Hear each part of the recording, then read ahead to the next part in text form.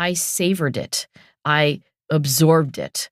I loved it. I'm Angela Duckworth. I'm Mike Maughan. And you're listening to No Stupid Questions. Today on the show, are attention spans really shrinking? 10 minutes sounds so long to me, Mike.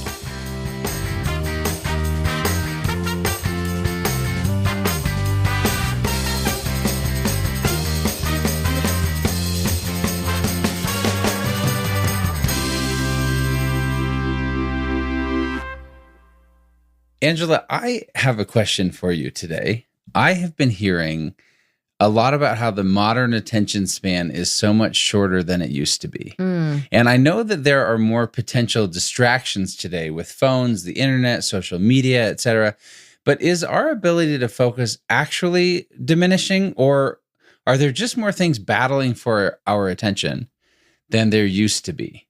Do we now have the attention span of a gnat or a dog like squirrel? Right. By the way, I have also asked this question. Are our attention spans shrinking? It is possible that human beings in 2024 have the same attention spans that we had in 1924 or 1524 or whenever, but we happen to be in this buffet of amazing things. And so, of course, we move from one item to the other quickly, but we have the same attention spans. It's not that we're any different. It's just that our environments are very attention grabbing. But I think when people ask this question, they are asking whether, because of the environments we're in, we're different. Right. Can we not even pay attention if we're maximally motivated? Here's where, I will admit, the other week I was with two of my friends at a concert. It's called Croce by Croce. So Jim Croce died in a plane crash, and his son... Who's Jim Croce? I think I know who that is, but I think I don't know who that is. He has some iconic songs like Bad Leroy Brown. Oh, okay. Yeah. And his son now sings his music. And the amount of great music Jim Croce was able to put out that's still iconic today in just a short period of time before he died was amazing. But I'm sitting there at the concert. We've got great seats. We are hearing the music, and it's only 90 minutes. The whole concert. Yes. And I, after maybe 45, was just so antsy. And I looked at both my friends and I said, I do not have the attention span to sit through this concert. I gotta go do something. I can't just sit here. I can't do it. Yes. And so this is where my question comes from. I will, on the flip side, say, though, however, I also think about Netflix. Recently, I saw a stat that 73% of people said they had binge watched a show, meaning they have watched more than 5 hours in a single sitting. Have you ever done that? I have not. The most I've done is to watch 2 consecutive episodes of Game of Thrones. You don't seem like a Game of Thrones person. I've never seen Game of Thrones. Yeah, that's not very Mike Maughan. It's very violent, but I really loved it. And I did indulge in 2 consecutive episodes, which must be 2 hours total or something like that? I don't know. Well, you're certainly in the minority. Right. So that leads me to think, okay, maybe attention spans aren't decreasing. It's just how we spend our time and what grabs us, right? Well, I will say this. If I were going to be a cynic about the Netflix thing, I have not watched a young person watch Netflix without multitasking. So I'll just say that we're not sure about what attention is drawn to when we just see the statistic that people are binging. Absolutely. But I think one of the things that led to this idea about attention spans was a massively erroneous statistic that ran wild in recent years. Have you heard about this Goldfish stat? Go ahead, tell me, enlighten me. So in 2015, there was a stat that really came to life saying that the average attention span is down from 12 seconds in the year 2000 to 8 seconds in 2015. And that the attention span of a goldfish is only 9 seconds. So then everyone on the internet starts blowing up with this idea that the human attention span is now less than that of a goldfish. It's in Time Magazine, The Telegraph, The Guardian, USA Today, New York Times. Harvard professors are citing it. And all of it is going back to this 2015 report by the Consumer Insights team of Microsoft Canada. But that didn't actually come from any of the Microsoft research. Someone on Microsoft's ad team had found it on a website called Statistic Brain. Oh, that sounds credible. Which is basically just a search engine optimization page that was masquerading as this website to look like a place with deep academic insights, but it was just trying to drive internet traffic. And the website had two different sources that it was citing for this attention span thing. One was an analytics report about 25 people who quickly left websites they didn't like, which is this enormous logical leap into a attention span deficit. And the other source was completely false. Fake news. Exactly. And especially because, if I may, in defense of Goldfish, there's this wonderful professor, Felicity Huntingford, at the University of Glasgow, who studied fish. And she said that goldfish have a model system for learning and memory formation. And so we're knocking goldfish too. Actually, I did an informal straw poll of my students because I'm teaching undergraduates this semester. So I have asked them this question: do you think our attention spans are shrinking? And I did mean like the capacity to devote attention to one thing and not get distracted, right. Not the habit, but the raw ability. I think every hand in the classroom went up. Now, by the way, it's a straw poll, so that's not scientific evidence. And then I asked them, why do you think that is? And you won't be surprised that they basically blame technology. They were like, we've kind of grown up with the ability to swipe left, swipe right, swipe up, swipe down, click, tab to tab to tab, device to device. And I think Stephen Dubner, actually, on our sibling podcast, Freakonomics Radio, he interviewed this professor who is a psychologist, but she's also a professor of informatics at UC Irvine. Her name is Gloria Mark. And she has, I think, some of the only defensible data. This is not like the goldfish stuff that you were just telling me, but Gloria Mark suggests that the attention span of, your typical adult has shrunk. For example, like on computer screens, right? Like how often do we switch from one screen to another? In her research, the attention span was at some point like about 2.5 minutes. I think this is about like 2 decades ago. Mm-hmm. In other words, you could stay on a screen as long as you wanted, of course, but on average, people would stay about 2.5 minutes. And then she did another study, and this one I think is about 10 years ago. So in the span of, about a decade, that had gone down to a little over a minute, 75 seconds. Interesting. And like you said with your class, I think there is a general sentiment that the human attention span has shrunk. What's interesting to me is the impact that has on some business decision making. So there's a company called Quibi that was started by Jeffrey Katzenberg, who's a very influential film producer and media executive. He was chairman of Disney. Right. He got Meg Whitman, former CEO of eBay, to come in and run it. She's an incredibly well-respected executive, and so she was CEO of Quibi. And the idea behind it was that it was a short-form mobile streaming platform. So it was going to give you 10 minutes or less for these high-quality short videos. And it What was year meant, is this, by the way? April of 2020 is when it launches. Not that long ago. Okay.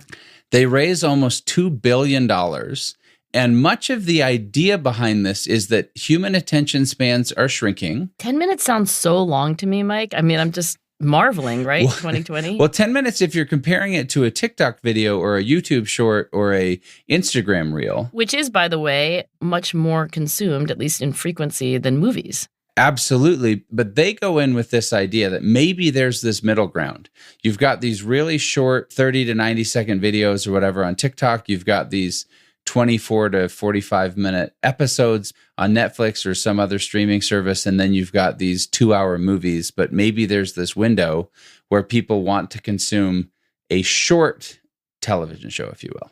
I think I know the epilogue of this because I haven't heard of Quibi. So tell me what happened.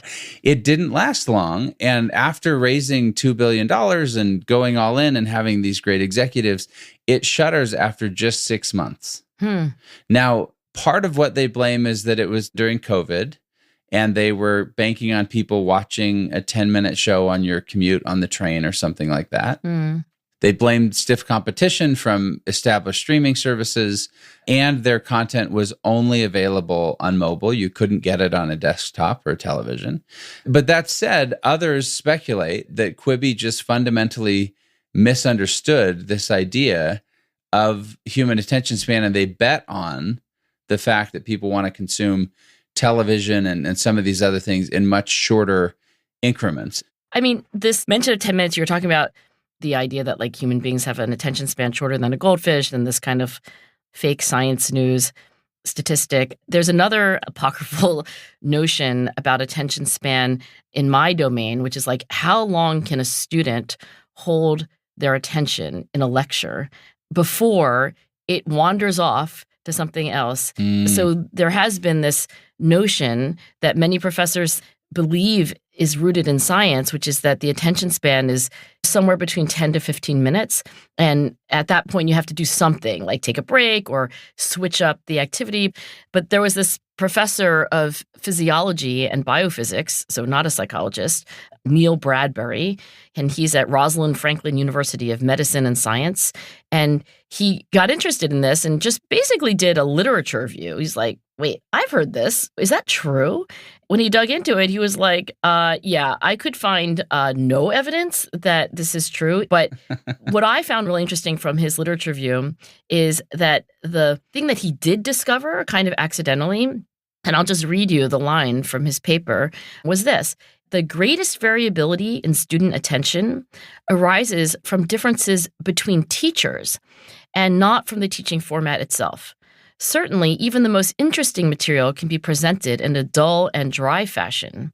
And it is the job of the instructor to enhance their teaching skills, to provide not only rich content, but also a satisfying lecture experience for the students. So I think he's like, if you're really good, maybe you can capture attention for longer. Right. But I want to say something about a very recent paper. It was published this year, and it looked at data from 287 samples across 32 different countries over a time span of 31 years. So it's data that starts being collected in 1990 and then all the way up to 2021.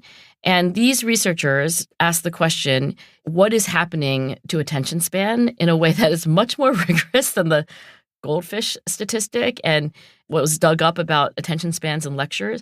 Essentially, what they do is they look at this one particular attention task called the D2 test of attention.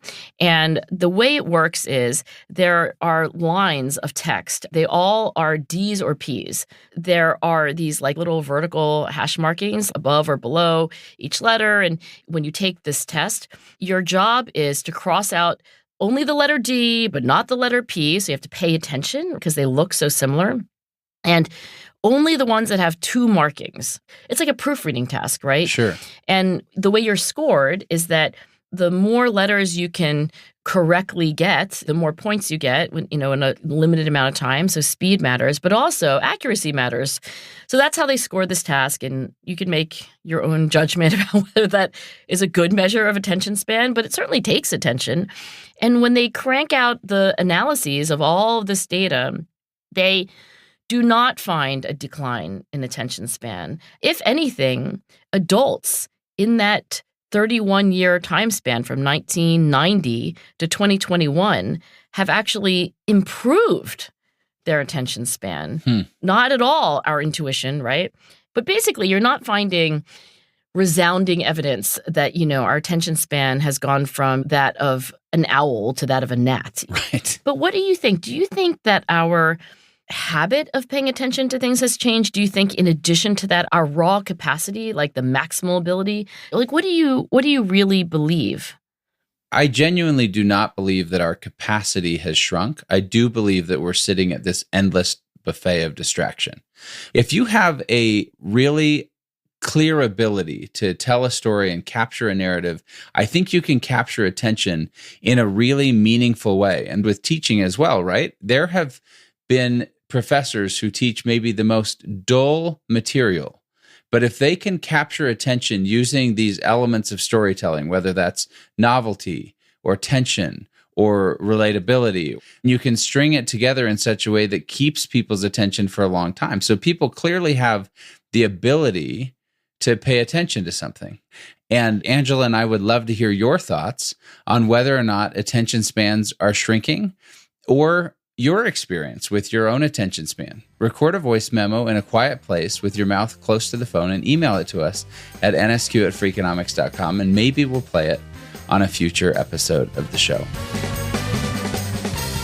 Still to come on No Stupid Questions. Who says podcasts shouldn't be enjoyed at warp speed? You don't listen to things at like 1.5x? No, I always listen at 1.75 or higher.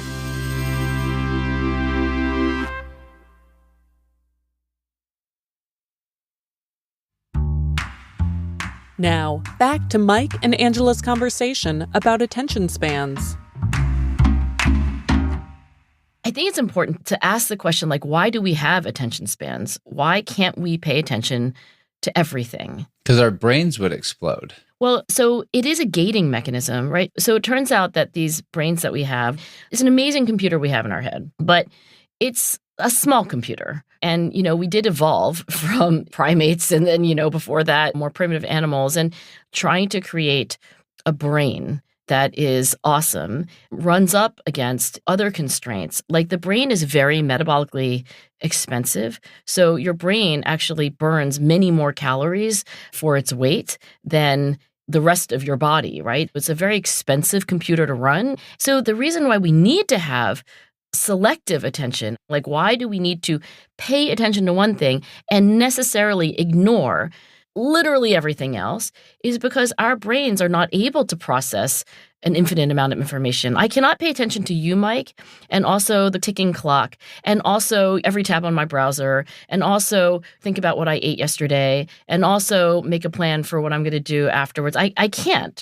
We need this gating mechanism. We do not have infinitely large computational capacity. And if we really understand that's why we have attention spans, then I think it just helps us at least appreciate that attention may be our most precious resource. Because when you pay attention to something, it enters your awareness. And when you don't pay attention to something, it's as if it didn't exist. Danny Kahneman used to say, what you see is all there is. And so if we have evolved this way, if this is just part and parcel of being a human being, then if we're not intentional about it, if we don't notice where our attention is going, do we like how long it dwells on one thing versus where is it going, then in a way we're allowing our whole existence to kind of bob like a cork on top of this ocean current.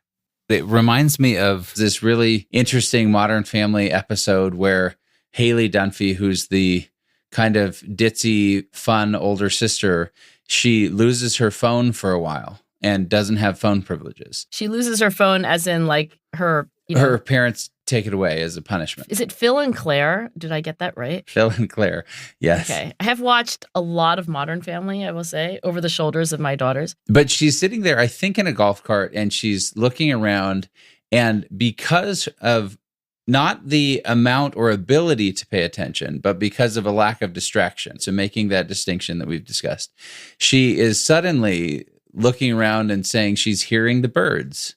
And she's noticing the sunshine, and she's observing all of these things that because of distraction and how distraction has limited her attention, she's never noticed any of these things. And it's this parody on how much we miss because we're constantly bombarding ourselves with things that pull our attention away. Right. Rick Rubin, the legendary music producer, wrote a book called The Creative Act, A Way of Being. He talks so much about how creativity will flow through us if we just give ourselves space to observe without having to pay attention to a specific thing.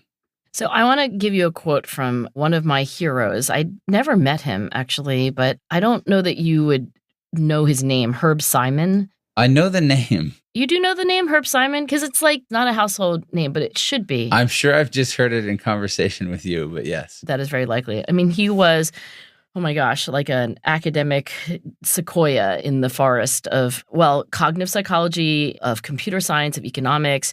I mean, he really was a complete and total genius. He won the Nobel Prize for Economics. But anyway, here's the quote from Herb Simon.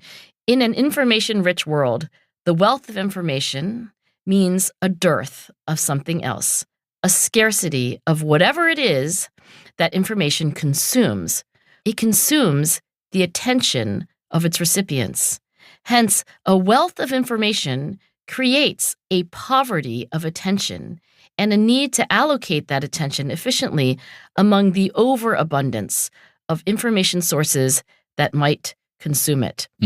I think he is making a profound point. My gut instinct, I mean, I asked yours, so I should share mine.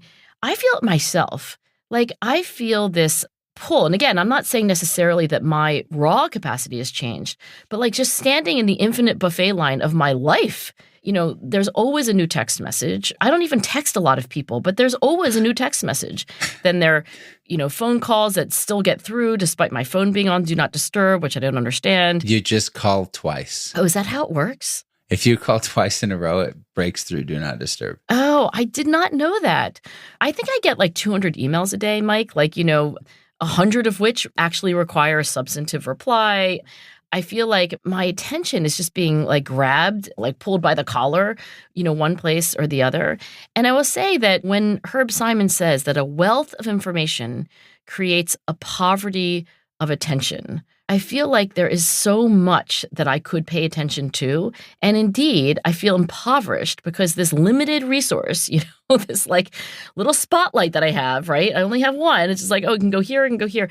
I do feel kind of robbed. And one of the books that I started reading, but I haven't gotten too far into it, is called Stolen Focus. Have you heard about this book? It's by, I think he's a journalist named Johann Hari. Yes, I haven't read it, but I've heard many people cite it. It was recommended to me by my daughter, Lucy, who's 21. She was like, I totally think that this hypothesis that Johann Hari puts forth, which is that we really are in a kind of war of distraction, right? Like we're living the world that Herb Simon described well before he could anticipate just how many distractions there would be. The book really focuses on technology, by the way. So she tells me with great urgency, like, Mom, you have to read this book. But the last time I checked in with Lucy, she had gone even a step farther. So there is a thing called a light phone. Have you ever heard of a light phone? No. I actually got one as a gift once. If we have smartphones, it's like deliberately a dumb phone because, well, at least the one I got, and I think the one Lucy now has, apparently, you can't use maps. You can't surf the internet. You can't go to social media. Because I think there are a lot of people who are like, you know what? I need to modify my situation. I can't use willpower. Like, I cannot just will myself to pay attention to what I need to pay attention to. Well, if I can't use maps, I will die within 27 minutes because I can't get anywhere. Right? So the light phone, at least the one I got, it was literally just a phone. And I asked Lucy, like, what has it been like? And she's like, amazing. I was like, really? This 21-year-old is delighted to have a phone that has like reversed the technological trends of 20 plus years of engineering. And I think I know it's because she feels like she has put herself in a room, not with an infinite buffet of things that she could go look at or listen to or swipe to or click to, and just kind of taken more control. She wants less information because she senses in herself this like poverty of attention. Right. I don't know how much this is going to be a trend, but I think she's experiencing something that honestly we're all experiencing and looking for a solution, as many of us are. But it's also this idea that we are constantly consuming, whether it's the next podcast, the next audiobook, the latest Taylor Swift drop, or a show or whatever that is. And when you're constantly consuming, we're never processing. I've been trying to just write more to process some of my own thinking, and recently wrote a note to myself on why I should only listen to things on regular speed. Because in audiobooks... You don't listen to things at like 1.5x? No, I always listen at 1.75 or higher. Okay. Yeah. And in fact, it drives me crazy to listen at single speed, but it was on why I should, right? And it was just a note to myself. Mike writes to Mike. About why I should listen on single speed, because then instead of just plowing through as much information or as many books or as many podcasts as possible, it might give me time to actually begin to process the information. And what's fascinating, we're coming up on the end of a year. I'm looking back at all the books that I've read or listened to. And the shocking part? I can't even remember several of the books or what they were about. And these are books that you read cover to cover. That I read or listened to cover to cover. Mm. And so I've actually now taken time where when I finish a book, I make myself sit down and just write down 3 to 4 paragraphs in a Google Doc on what the lessons I learned from the book were and how I can take them with me. Even if it's the most beach novel type of quick read, I still want to be able to glean things, and it's moving from this consumptive behavior, which wasn't the goal anyway, but that's what ends up happening. So here's the last thing I want to say on this question of, are our attention spans shrinking these days? I wrote an email to a pastor named Chaz Howard. I don't know if I'm using the term correctly. He's, I believe, the chaplain for my university. I think he has lots of other fancy titles, but I really, really appreciate this person. And he sent me his latest book to endorse. And this book is called Uncovering Your Path. I started reading it the way I honestly read most books that I'm asked to endorse, which is like trying to read it at the equivalent of 1.75x, right? Trying to proceed through the text as efficiently as possible so that I could get to the next thing on my seemingly infinitely long to-do list. But only a few pages into this speed reading, I come upon a passage where Chaz Howard says, please don't rush through this book. Please savor it. So I did something very unusual, and I want to actually read to you what I wrote to him only 6 days ago. Hi, Chaz. Your honesty in this book spurs me also to be honest. I often rush through books. As you suggested, I did the opposite with yours. I read every word slowly, and my endorsement below is as sincere as could be. And in the endorsement, I don't have to redo the whole thing. I say, to say I read this book would be an understatement. I savored it. I absorbed it. I loved it. And so I just want to say, Mike, that I'm not patting myself on the back for having truly savored at 1x time a book. I'm saying that I think that what we're all craving is something closer to that than the, swipe left, swipe right, swipe down, swipe up, click, make the next unread email go away, then read the next one. And so I don't know what the answer to the question is. Is our attention span really shrinking? But I think the question itself is an indication of something very profound that's happening in all of our lives. Right. Journalist Nicholas Carr has created this interesting analogy of jet skiing versus scuba diving, and how so often today we are just jet skiing and going as fast as we can across the surface. My usual MO for reading books like this. Yeah. You kind of have to scuba dive if you want to get out of it what you want. Right. I think it begs this larger question of how do we really jump in and savor life? I had this moment again at this concert where I'm sitting with 2 of my dearest friends, listening to live music and thinking I should probably be able to savor the beauty of this moment instead of 45 minutes in to only a 90-minute show, wondering, how do I get out of here? Because my mind is wandering and I feel ready to pounce. And it was indicative to me of maybe something is wrong in my own ability to just sit back, relax, and savor the beauty of life. Mike, I couldn't agree more. And I will say this, the other blessing that I've had in the last few weeks is there's a gentleman named Paul Robertson who is a kind of mentor, I guess, for my husband, Jason, whom you know. And he came in from Michigan, which is where he lives, to come to, a meeting for Jason. And before he left for the morning, he had breakfast with me. And it was maybe 45 minutes or an hour. But what was so striking to me was that he was so fully present. I mean, his attention was not divided. It was not wandering. We were both fully present. And I think it was remarkable for me because I'm usually sort of like just rushing to the next thing. So whether it's a great book or a wonderful human being, if we can have some control over our attention and if we can be where we are, I don't know, Mike. I'm working on it. And the greatest gift we can give is our attention to somebody else. Coming up after the break, a fact check of today's episode and stories from our NSQ listeners.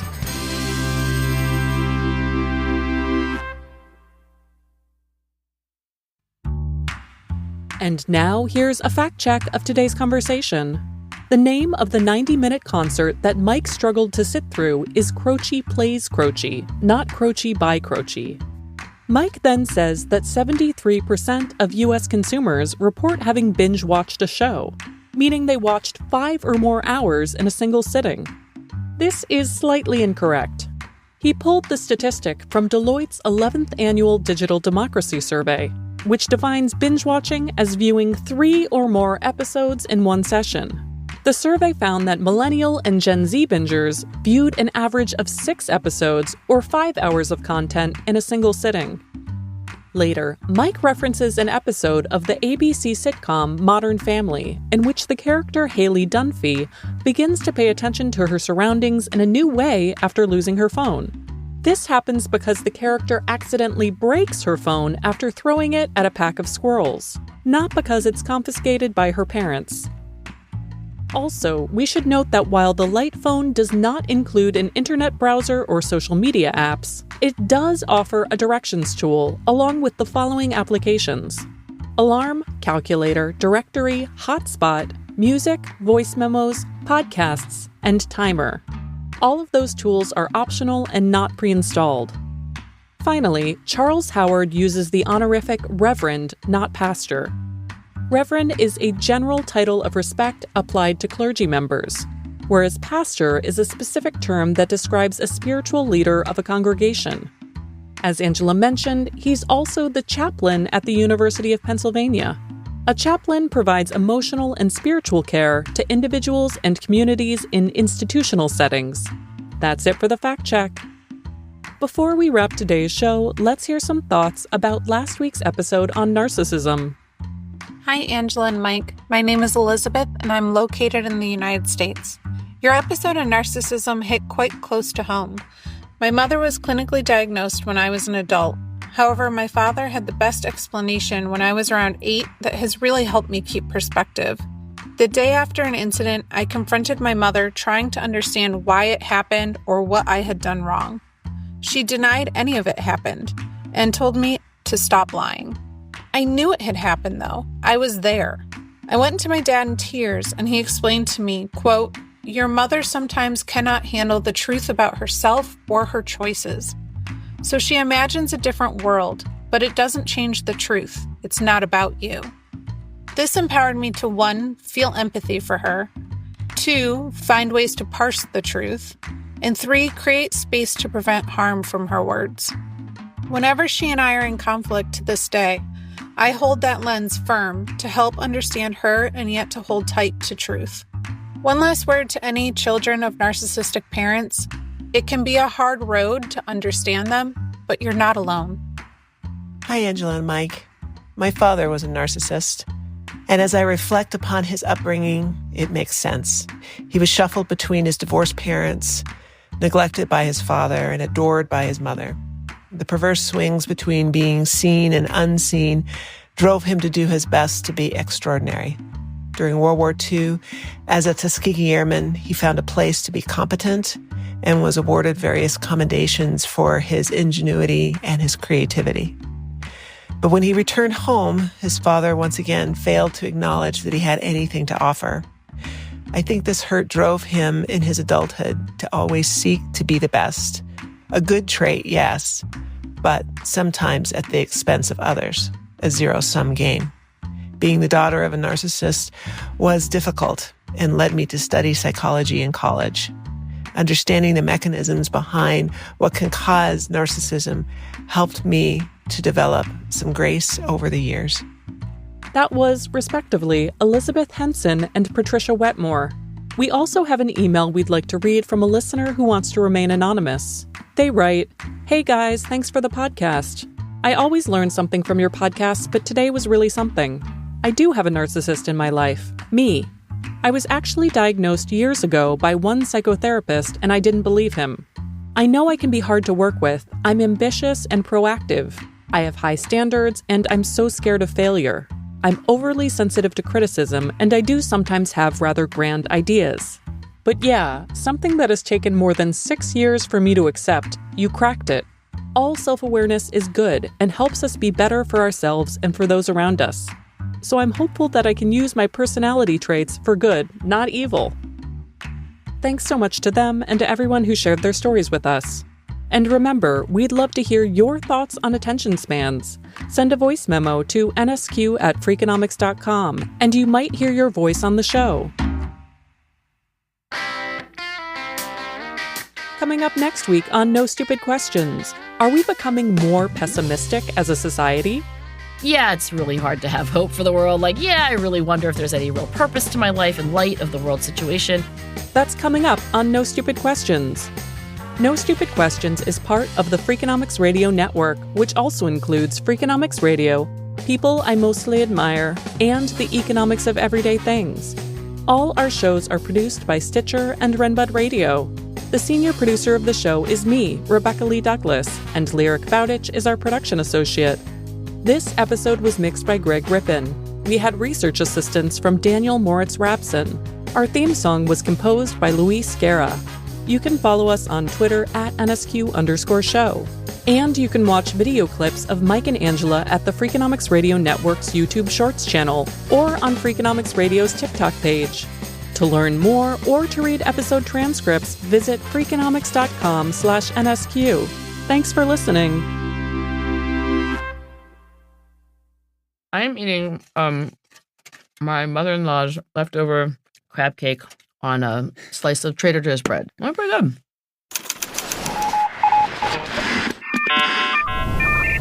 The Freakonomics Radio Network, the hidden side of everything. Stitcher.